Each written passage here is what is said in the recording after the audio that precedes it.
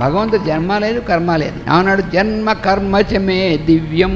జన్మ కర్మ లేదు, కానీ మరి అవతరిస్తూ ఉన్నాడు కదా, జన్మలోకి వస్తున్నాడు. అంటే రే అబ్బాయి, నా జన్మ నా కర్మ అనేటువంటి నీకు అర్థం కాదు, అది దివ్యం వెలుగు, అంతేగాని దాన్ని ఉన్నట్టుగా ఉంటుంది. కానీ భ్రమని కుండను తయారు చేసేప్పుడు కుండలోని మట్టిని తయారు చేయడం ఉంటుంది. ఎవరన్నా తయారై ఉన్నటువంటి దాన్ని మట్టిగా తీసుకొచ్చి దాన్ని మలిచి కుండ తయారు చేస్తాడు. కానీ వీడు మట్టి కూడా తయారు చేసుకుని దాంతో కుండ తయారు చేస్తే ఎవరు చేయని చూద్దాం.